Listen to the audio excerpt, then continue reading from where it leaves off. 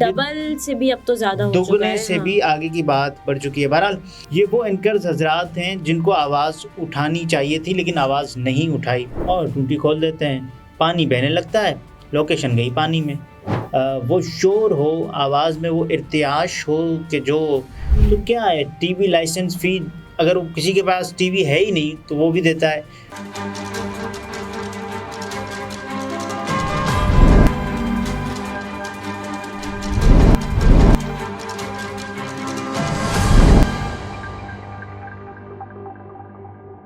अस्सलामुअलैकुम, मैं हूं निम्रा सुहेल। आप देख रहे हैं अलग न्यूज़। अब्दुल सत्तार हमारे साथ हैं।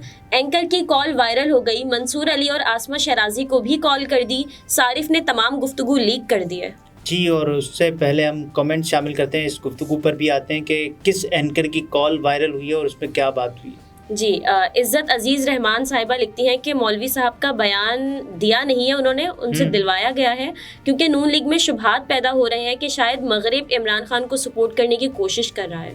देखिए, महमूद मौलवी साहब का बयान एक ऐसे दौर में, एक ऐसी फ़ज़ा में कि जब पाकिस्तान तहरीक-ए-इंसाफ़ के जो मामलात में ज़रा सी एक उम्मीद की किरण सामने आई, जब नैब का फ़ैसला आया कि नैब तरामीम कलअदम जो हुई, उसके बाद फिर हमने देखा महमूद मौलवी साहब वो पाकिस्तान तहरीक-ए-इंसाफ़ के पहले जिन्होंने प्रेस कॉन्फ्रेंस की थी और पाकिस्तान तहरीक-ए-इंसाफ़ से 9 मई के बाद होने वाली ये पहली प्रेस कॉन्फ्रेंस थी और उन्होंने पाकिस्तान तहरीक-ए-इंसाफ़ से राहें जुदा की इमरान खान से, और उसके बाद फिर उन्होंने ये ऐलान भी किया था कि मैं सियासत से भी राहें जुदा करता हूँ, लेकिन हुआ नहीं। वैसे अभी वो सियासत ही कर रहे हैं। सही। हिना रिजवी साहिबा लिखती हैं कि 14 मई वाले फैसले की तरह होगा आज के फैसले का हशर, ज़्यादा खुश होने की ज़रूरत नहीं है। देखें, 14 मई का फ़ैसला वो आखिरी दिन तक बंदियाल साहब कायम रहे और 4 महीनों तक 14 मई के फ़ैसले पर कायम रहने के बाद बंदियाल साहब अपना अहद गुजार चुके, अपना दौर गुजार चुके और वो चले गए। अब बंदियाल साहब की जगह काजी फ़ाइज़ ईसा साहब, चीफ़ जस्टिस ऑफ पाकिस्तान काजी फ़ाइज़ ईसा साहब बन चुके हैं और अब देखना यह है कि होगा क्या। अब पाकिस्तान तहरीक-ए-इंसाफ़ या वो कैसे साबित होते हैं पाकिस्तान की सियासी जमातों के लिए, क्योंकि उनको पहले ही मुतनाज़े बना दिया गया है। जी। अच्छा, सारिफ यूज़र फ़ी वी ये लिखते हैं कि ये सब होना ही था, बहुत सारे स्क्रिप्ट लिखे हुए हैं जो पूरे होने ही हैं। देखें, ये होना ही था, ये कैसे होगा अब देखना है कि आगे क्या होता है। वैसे तो अब इस तकर्रुरी या इस तैनाती के बाद होना तो ये चाहिए कि पाकिस्तान के अवाम की बेहतरी के लिए वो ऐसे इक़दामात उठाएं और ऐसे फ़ैसले किए जाएं जो कि सूट करें पाकिस्तान की अवाम के लिए। तो अब देखना ये होगा क्या, आखिरी गेंद तक लड़ने वाले इमरान खान साहब के साथ क्या होता है और बाकी जो पाकिस्तान तहरीक-ए-इंसाफ़ और बाकी जो जमातें हैं जो कि रोना रो रही हैं कि साहब ये हो रहा है, वो हो रहा है। अब देखते हैं होता क्या है। बिल्कुल बात करेंगे। एक सारिफ ने जावेद चौधरी साहब की वीडियो कॉल वायरल कर दी है। ऑडियो कॉल की है और उसमें उन्होंने ये बताया है कि जावेद चौधरी साहब से पहले तो उन्होंने ये कहा कि साहब आप कब कर रहे हैं प्रोग्राम, पेट्रोल तो महंगा हो गया है। तो उन्होंने कहा मैं तो करता हूँ, लेकिन जावेद चौधरी साहब ने कब किया है पेट्रोल पर, कोई नहीं, और कभी करते भी नहीं हैं। बहरहाल लेकिन हमने उस ऑडियो कॉल में ये सुना है कि वो आगे से कह रहे हैं कि मैं तो रोज़ करता हूँ। उससे पहले ये बताएं कि जो पेट्रोल है वो 331 रुपये पर पहुंच चुका है, ऐसे ही है ना, और उसके अलावा जो डीजल है उसकी कीमत 329 रुपये पे पहुंच चुका है। 329 और 331। इमरान खान साहब का दौरे हुकूमत जब पेट्रोल की कीमत थी 150 रुपये और अब ये देखें कि 331 रुपये, डबल से भी अब तो ज़्यादा हो चुका है। दोगुने से भी आगे की बात बढ़ चुकी है। बहरहाल जावेद चौधरी साहब ने कहा था ना कि आवाज़ उठाऊंगा। मैंने उनकी जो मुख्तलिफ वीडियोस हैं या पोस्ट्स हैं उनके फेसबुक पेज से मैंने देखा, तो उन्होंने आखिरी जो अपनी अपलोडिंग की हुई है या पब्लिशिंग की हुई है वो है कि एशिया कप से बाहर होने के बाद शाहीन शाह अफरीदी का बयान सामने आ गया एक ये, और उसके अलावा जिन दूसरे एंकर्स हजरात को या एंकर साहिबा को उन्होंने ये कहा है कि बिल्कुल, सारिफ ने कहा कि मैंने मंसूर अली साहब को और आसमा शिराजी साहिबा को भी कहा है कि आप लोग भी आवाज़ उठाएं। अच्छा, आसिमा शिराजी साहिबा अगर देखें, एहतशामुल हक सारिफ हैं और बहुत बड़े वोकल सारिफ हैं, सोशल मीडिया पर अपनी आवाज़ उठाते रहते हैं। आसिमा शिराजी व्लॉग्स मैंने सर्च किया और वेरीफाइड, तो उन्होंने क्या लिखा हुआ है, उन्होंने लिखा हुआ है ऐसी रुखसती कभी ना देखी, इमरान खान की एक और गिरफ्तारी। ये उनके जो डिसेंट मोस्ट पोस्ट हैं वो मैं आपको दिखा रहा हूँ। और मंसूर अली खान साहब जो हर मौसमी फल खाते हैं, लेकिन पेट्रोल पर उन्होंने नहीं किया, क्योंकि बदलती फ़ज़ा के साथ साथ वो भी बहुत सारे इश्यूज़ पर बात करते हैं। अब ये देखें कि क्या इमरान खान ने भी नेब तरामीम का फ़ायदा उठाया, अगले हफ्ते क्या बड़ा होने वाला है। ये वो एंकर्स हजरात हैं जिनको आवाज़ उठानी चाहिए थी लेकिन आवाज़ नहीं उठाई। अब जब पेट्रोल 150 का था तो आसमा शिराजी साहिबा पहुंच जाती थी संडे बाजार, महंगाई के हवाले से लोगों से बात करने। वो लोगों के, अब तो संडे बाजार नहीं जा सकती, क्योंकि अब तो फिर वो आपके पास वो सहूलियात होनी चाहिए जो चैनल आपको मुहैया करता है कि जो आवाज़ आपको अच्छी ना लगे उस पर आप बीप लगा दें। तो ये वाली सहूलियात और पूरा आप कंट्रोल रूम साथ लेकर जाएं, ताकि मुमकिन रद्द अमल के ख़दशे के पेश नज़र आप किसी भी वक्त किसी को भी चुप करवा सकें।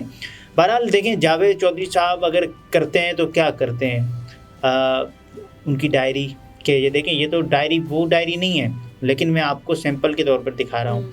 उससे पहले यहाँ पे वो अपनी दवाएं कोई लॉन्च कर देते हैं, हाँ, मर्दाना जनाना, फिर पता नहीं क्या क्या, और उसके अलावा हकीम बन गए अब तो।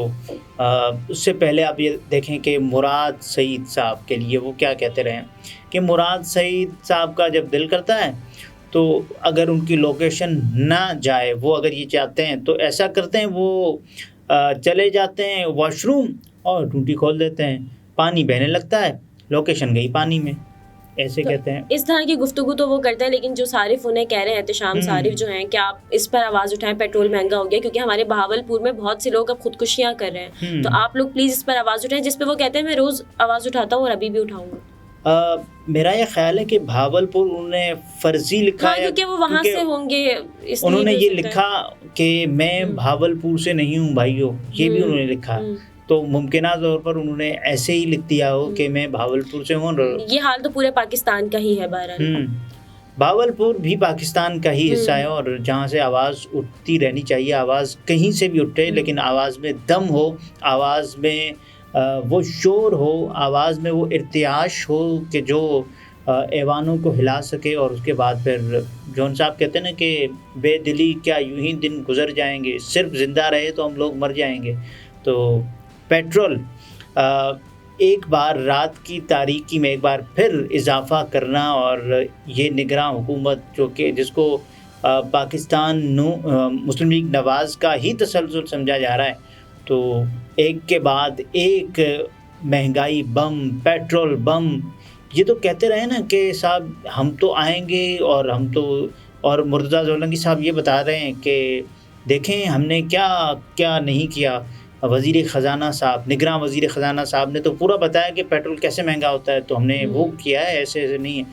तो देखें, अभी तो IMF ने गैस भी महंगी करने का कह दिया है, IMF ने बिजली महंगी करने का कह दिया है, IMF ने गैस महंगी करने का कह दिया है, IMF ने जितनी भी रेगुलेटरी ड्यूटीज़ हैं उनको बढ़ाने का कह दिया है, IMF ने टैक्सेस बढ़ाने का कह दिया है, IMF ने, देखें बिजली कोई इस्तेमाल करता है वो अपना बिल भी देता है, और लाइन लॉसेस होती हैं वो भी देता है, अगर उसके घर में कोई टेलीविज़न नहीं है वो उसका भी देता है, और मार्कोनी से जुड़ा हुआ डार साहब का टैक्स, रेडियो अगर कोई सुनता भी नहीं है तो वो उसका भी टैक्स देता है।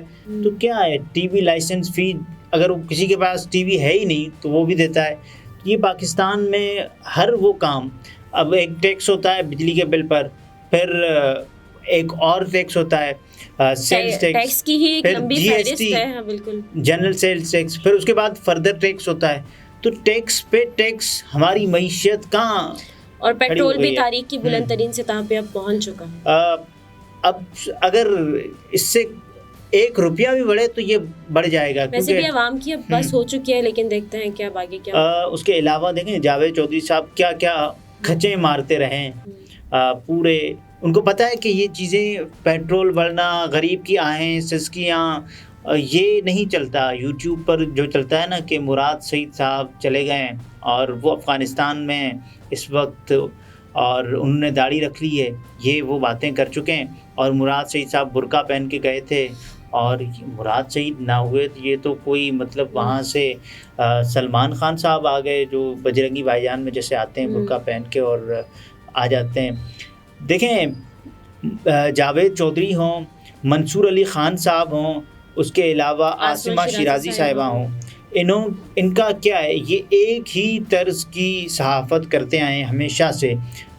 मंसूर अली ख़ान साहब हमेशा की तरह आप ये देखें कि किस तरह से सहाफ़त उन्होंने की है कि जब भी मेरे कप्तान, पहले मेरे कप्तान कहते हैं, फिर कहते हैं लोंडे लपाड़े, फिर कहते हैं ये सोशल मीडिया वाले।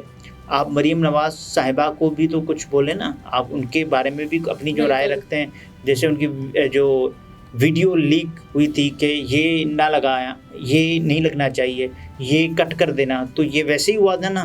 तो वैसे ही उनके जितने भी उनकी हिदायत थी वैसे ही उनको रखा गया था। और उसके अलावा ये देखें कि आसिमा शिराजी साहिबा, आप जाएँ संडे बाज़ार, कल संडे जाएँ और बताएं कि क्या हालात है वहाँ पर और क्या क्या मुग़ल्लज़ात हैं जो वो सुन रही हैं। जब इससे आधी महंगाई थी उस वक्त वो पहुँच गई थी, लेकिन अब उनको महंगाई नज़र नहीं आ रही है। उनके अलावा आप देखें जावेद चौधरी साहब के बारे में तो हमने बता दिया, और अब उनका है कोई मर्दाना, वो देखते हैं क्या देखते हैं कि अब ये सहाफ़ी पेट्रोल पर कब आवाज़ उठाते हैं। जी सही। नाज़रीन, गुफ्तगू आपने मुलाहिज़ा फरमाई। अब्दुल सत्तार हमारे साथ थे। इजाज़त दीजिए, अल्लाह हाफ़िज़।